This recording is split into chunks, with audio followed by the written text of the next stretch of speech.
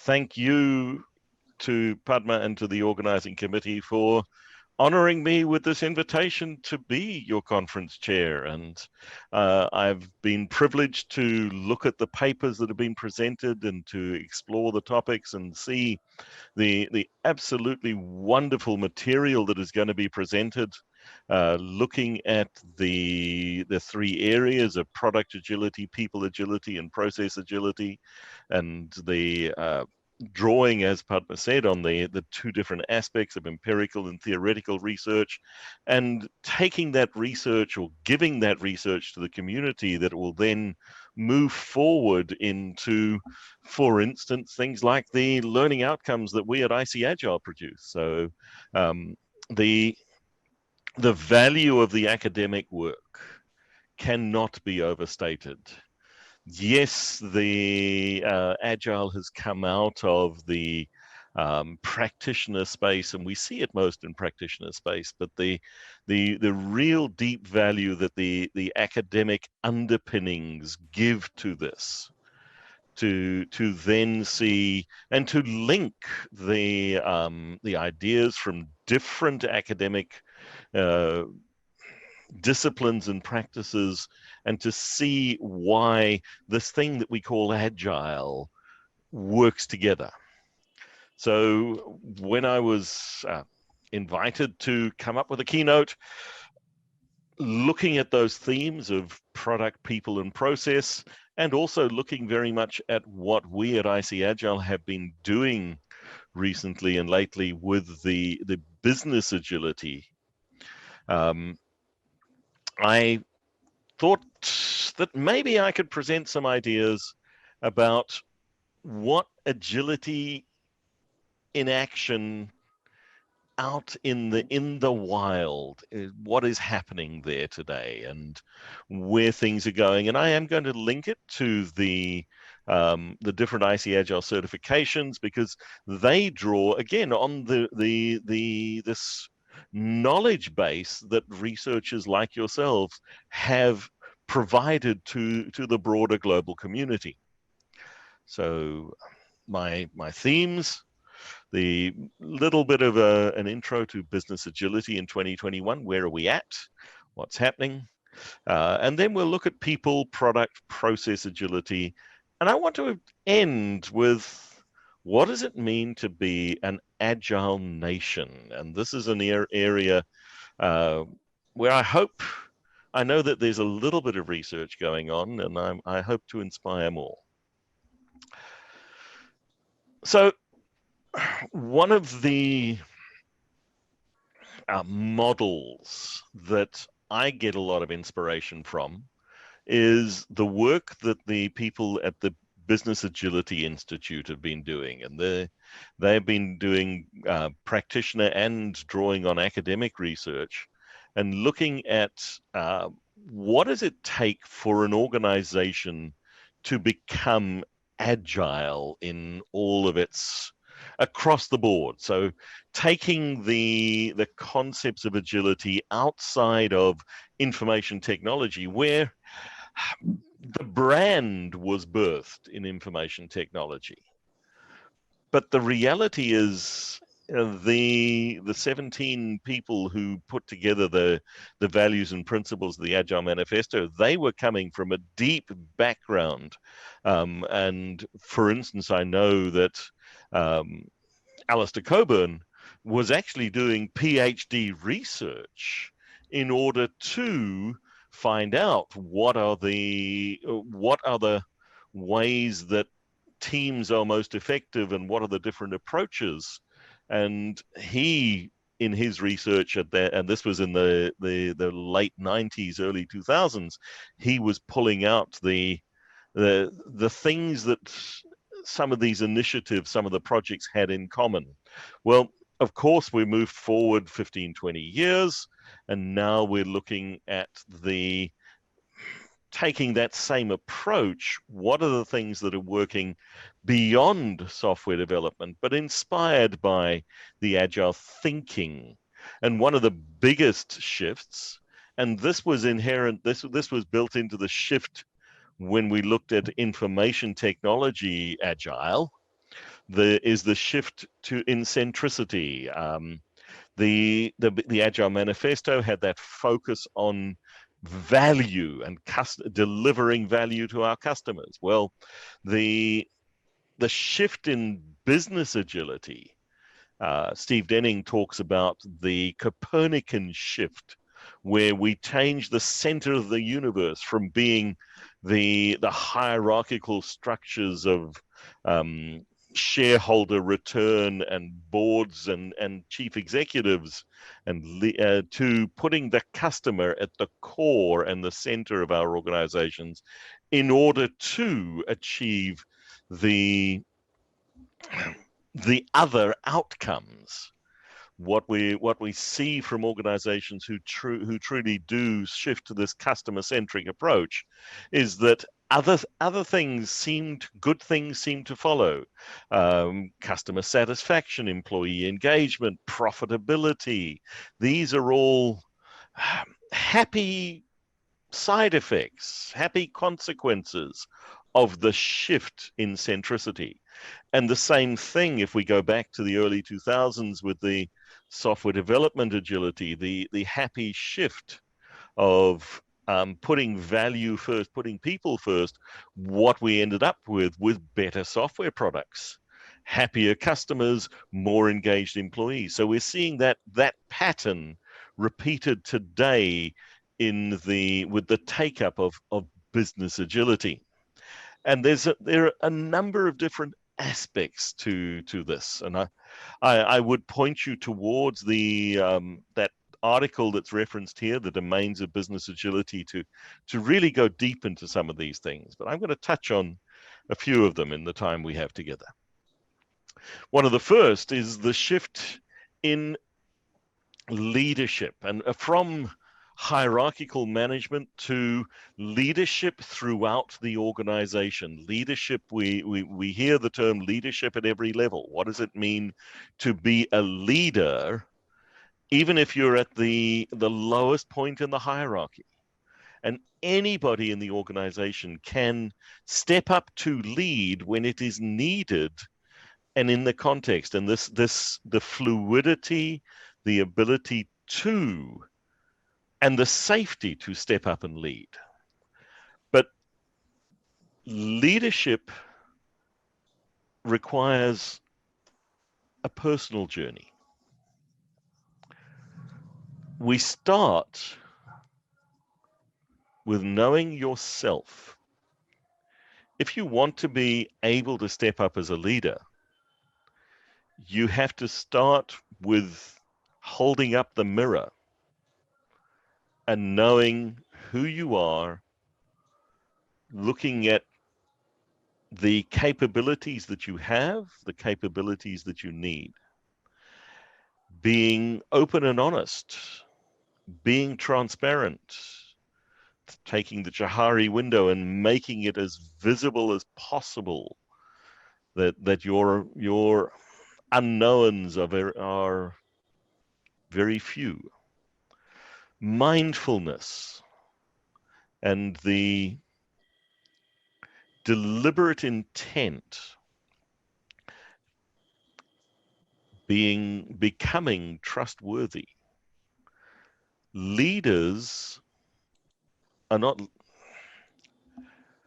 people choose whether or not they're going to follow you.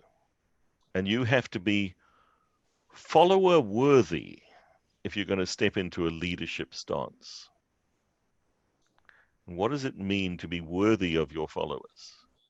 And the concepts of servant leadership, of host leadership. This puts the traditional hierarchical management structures on their heads.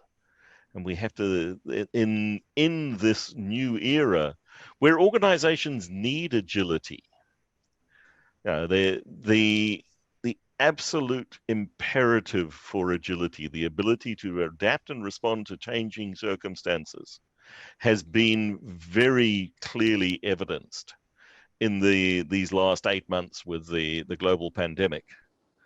Organizations that that are inherently agile are the ones that have thrived.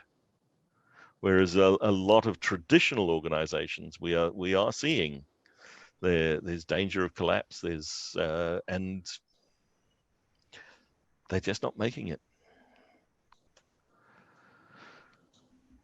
So going beyond personal agility is relationship agility. We've known there's been a lot of research, there's been a lot of work done on the areas of emotional intelligence and the social aspects. And the social sciences have brought that stuff to the fore for a long time. In management science, we've also started to see more and more of this. If our organizations are going to become agile, they need people that are inherently agile, that have got this relationship agility, the ability to again adapt and respond. We talk sometimes, Heidi Heflin's work on dynamic reteaming, how teams adapt and evolve in their structure based around the needs of the moment, and doing so in a fluid and resilient way. So it's not the having to go through Tuckman's 5 stages of form, storm, norm, perform, and go through the thrashing, but actually being comfortable to reteam and be resilient and be a strong and I want to say stable, but stable at its core, not stable in its makeup of teams. And that's one of the key aspects of relationship agility, is that stability at the core, but adaptability at the edges. And how, as a leader, do we create an environment that enables that? Because you can't make it happen. All you can do is nurture the space to enable it to happen.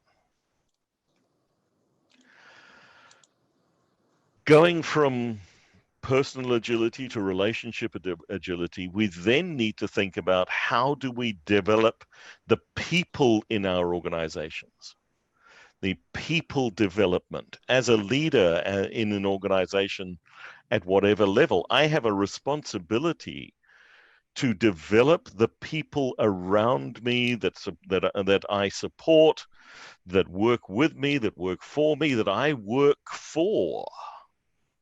How do I help others grow as a team and grow as individuals?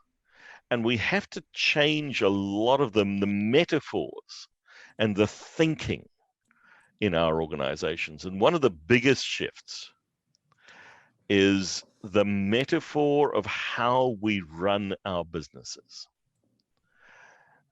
In the 20th century, the most common metaphor was the machine. And you would often hear, this organization runs like a well-oiled machine. In the 21st century, machines break down. One of the biggest impacts of the machine metaphor is it loses the humanity. If something is not working, well, I just take that part out and I replace it with another one. Take the cog out. If it's broken, put another one in its place. And there will be no difference in performance. Except our organizations today, and the value in our organizations comes from the creative work of people. Human beings are not cogs in a machine. You cannot take one programming unit out and replace it with a different programming unit. You don't get the same performance. We're talking about human beings as the primary source of value in our organizations. And the metaphor for the 21st century organization should be the garden. And the role of leaders is as the gardener. And in the garden, I can't make the plant grow.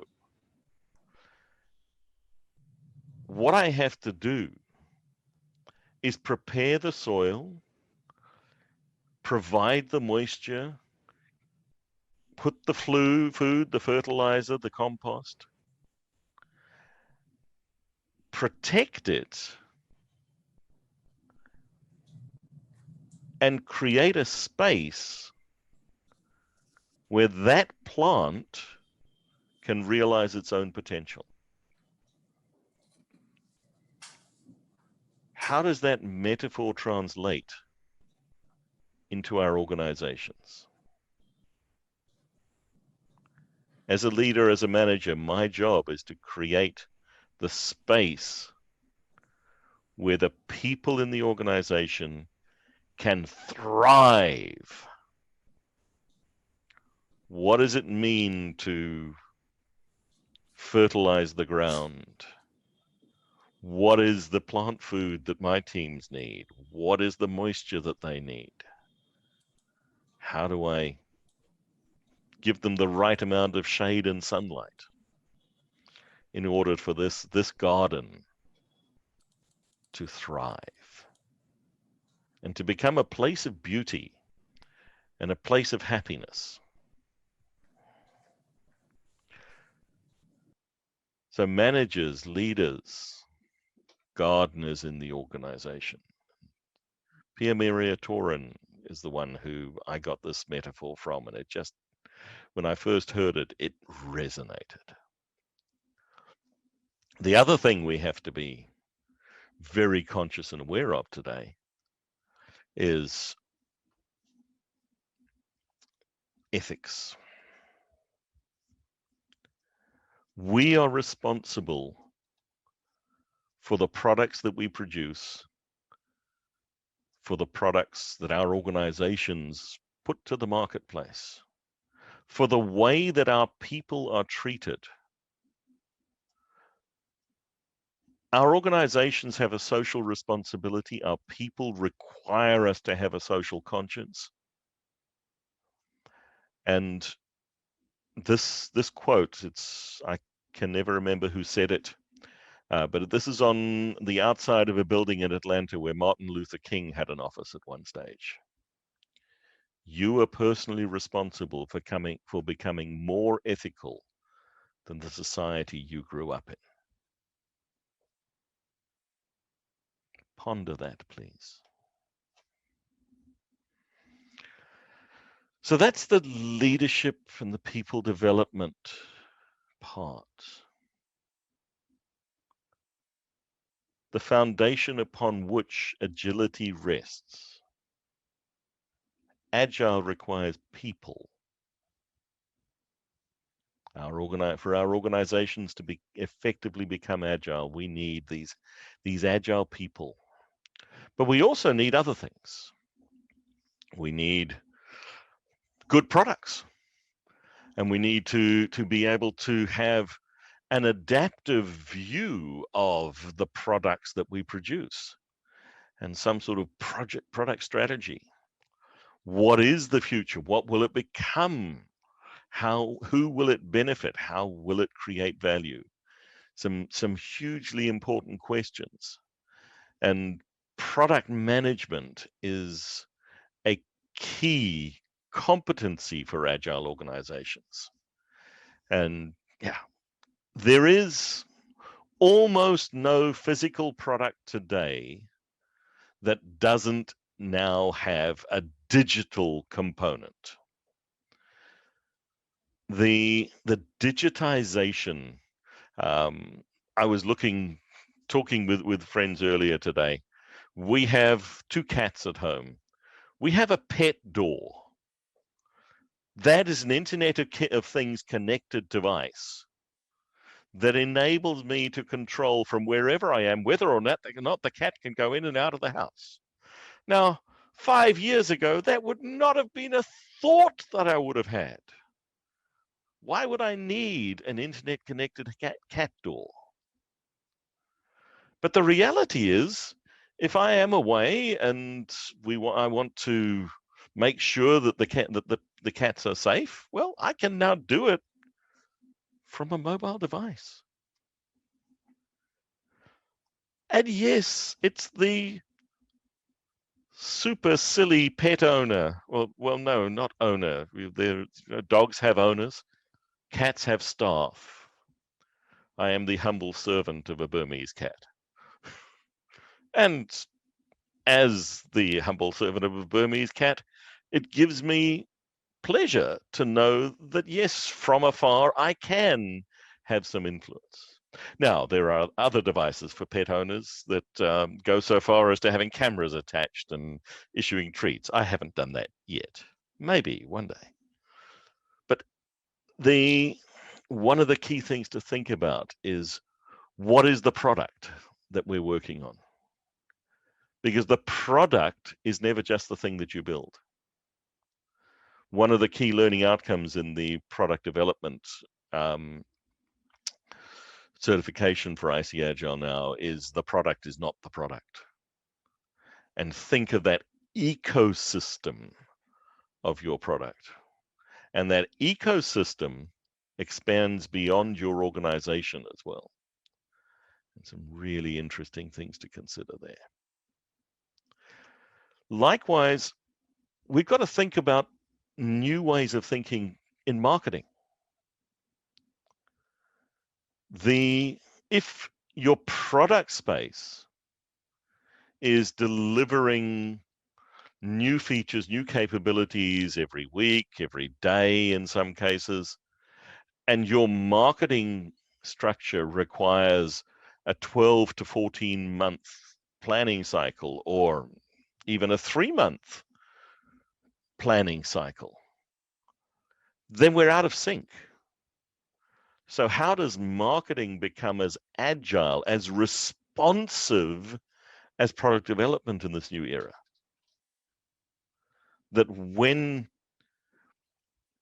as our products are evolving, and that ecosystem of the product, we are telling the organization's story in a compelling and exciting way that brings people along on the journey with us and creates engagement at a customer perspective.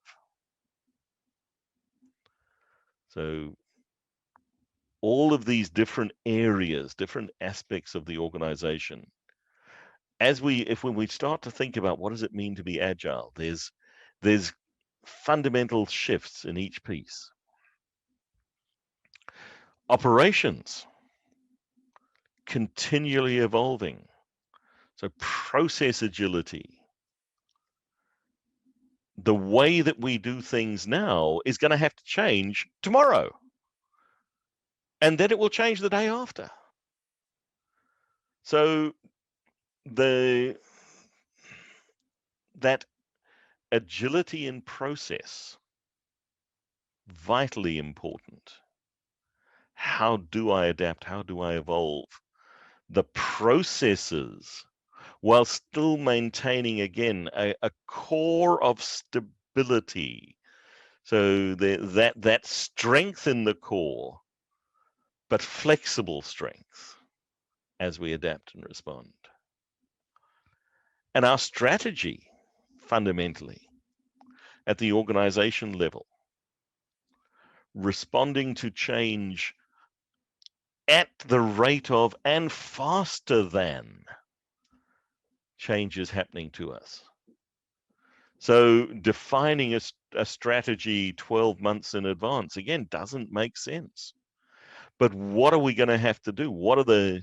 And this is an area ripe for research. What is it about adaptive strategies that are making some organizations successful and others just falling by the wayside? Even finance. At the end of 2019, or towards the end of 2019, pretty much most, I'm not going to say every, but many finance departments all around the world sat down and they produced budgets for 2020. And these budgets were detailed plans of when we're going to spend how much money over this period, based around an understanding of exactly what happened last year and the 10% or 20% growth that we're expecting this year. And then COVID happened. And all of those budgets became waste paper. And all of that effort that had gone into producing those budgets was wasted.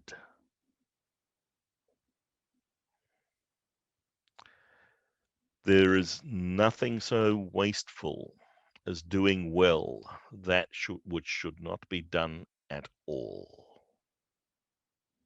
W. Edwards Deming. And I'm going to say that for many organizations, that budgeting process is fundamentally broken. How do we change that? What does finance with an agile mindset look like?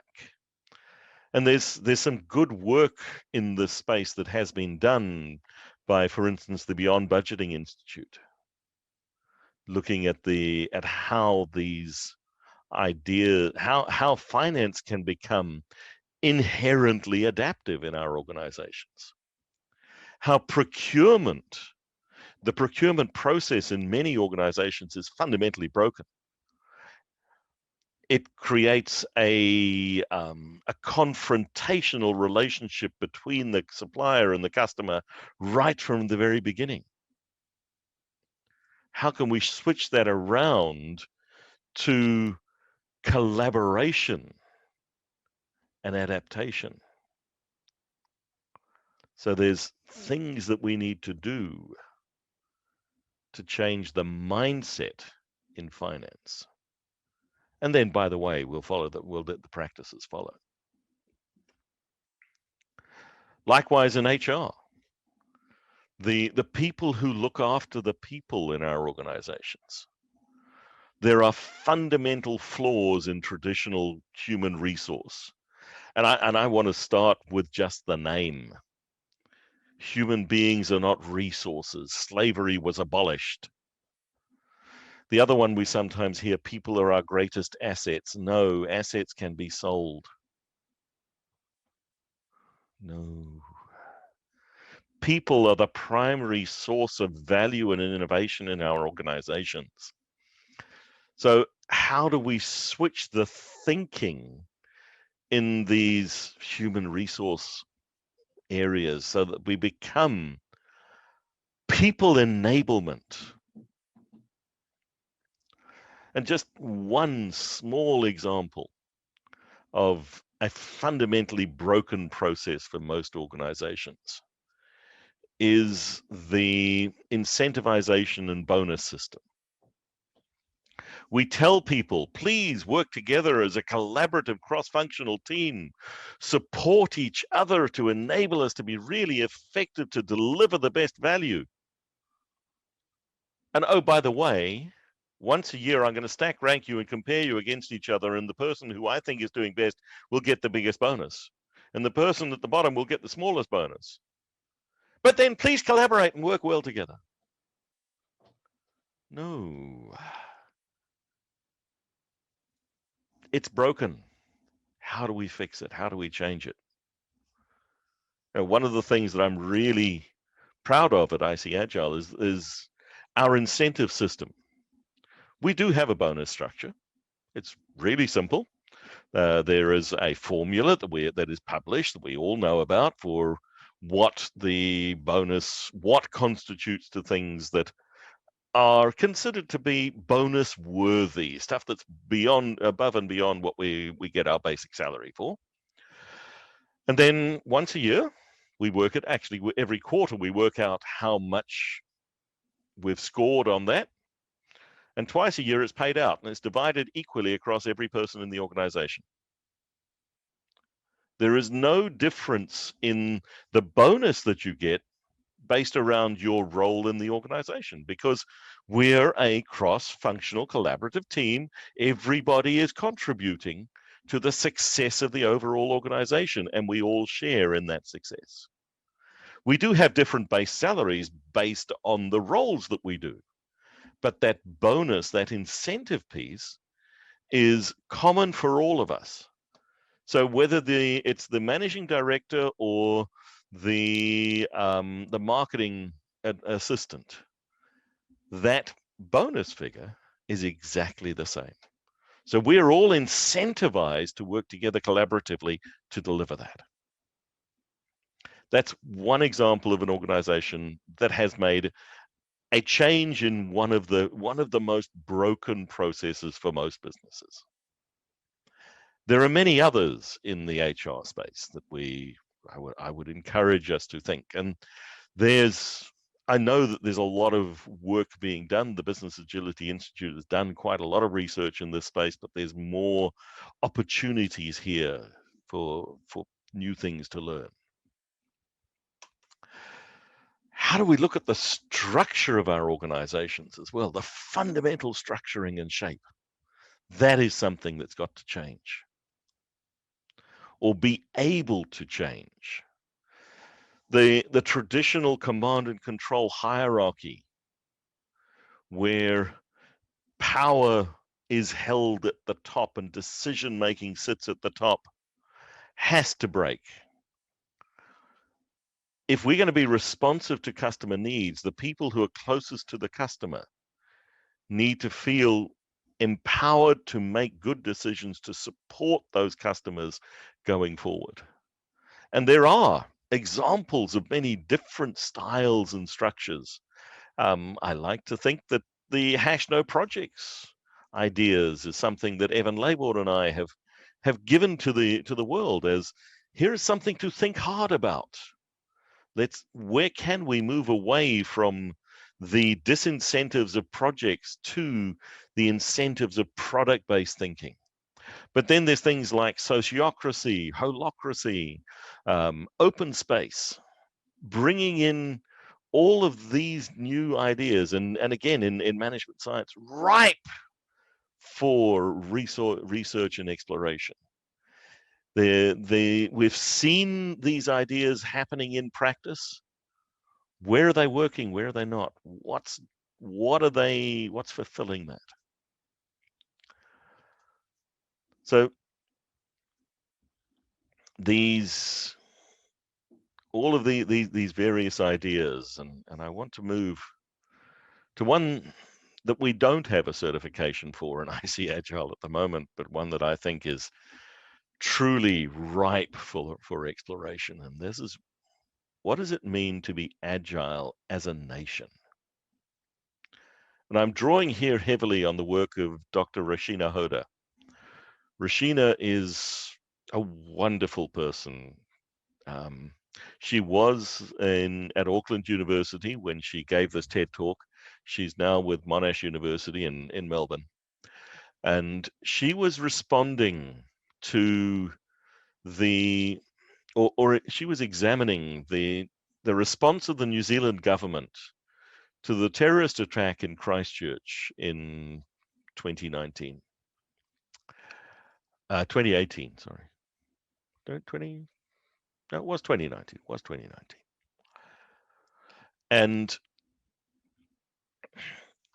when that event happened, it was just before I went to Agile India, and it was a shock for Kiwis. It was a horrifying things that we'd seen in the news, it was happening in other parts of the world, came home.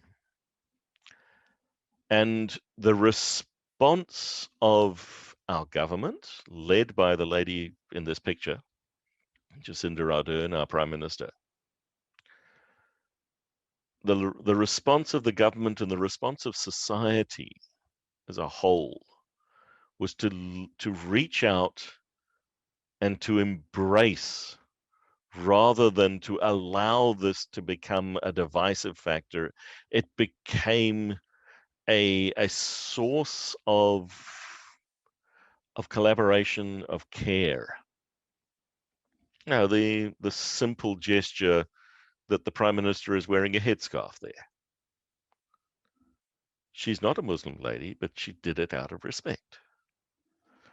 And in examining this and other events that have happened,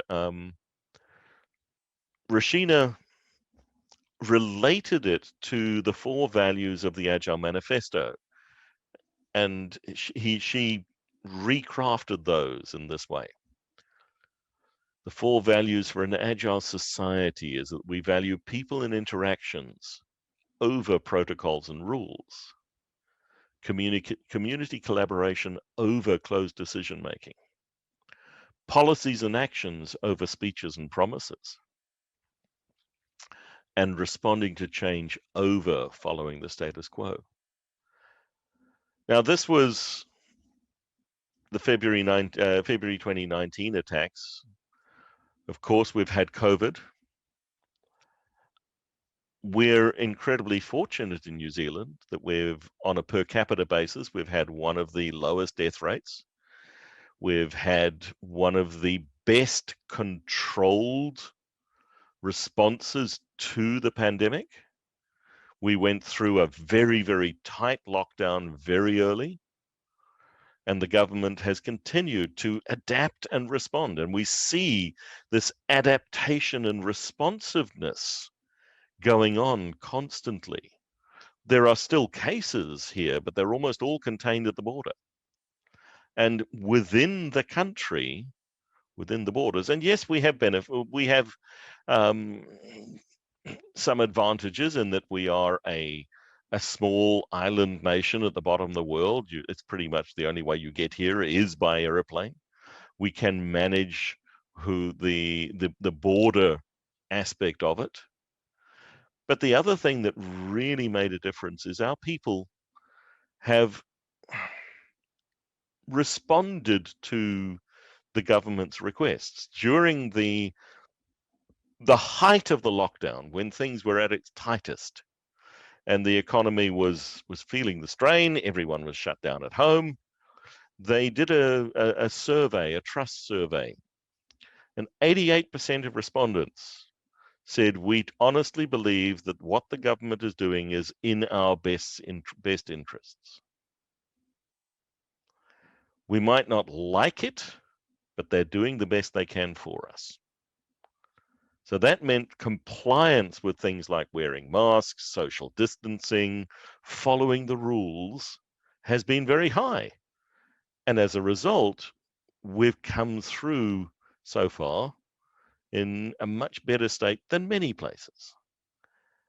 And I think this to me shows that it is possible to be an agile nation.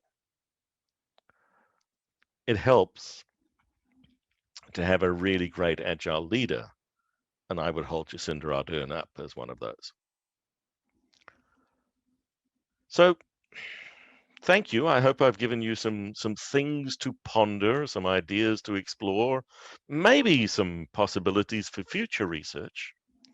I will just point you to the IC Agile Learning Roadmap, and the topics that we've covered in here have been around the agility and leadership and the operating with agility tracks. I haven't spoken about the enterprise coaching, but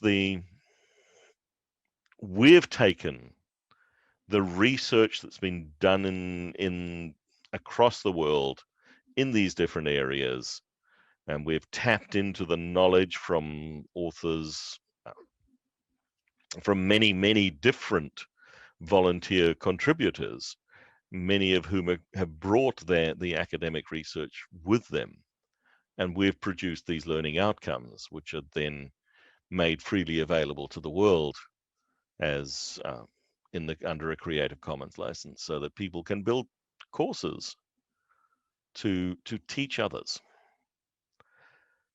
So thank you so much for your time. Thank you for listening to me, and enjoy what is going to be a really great exploration of the state of agile research in India. Thank you, Annie. That's really insightful. Really insightful. Uh, uh, a very different keynote, Shane. Not just to say for words, it was really insightful, and it has gone deep into. I'm just getting some comments saying they have become fan of you, of your thoughts. Yeah.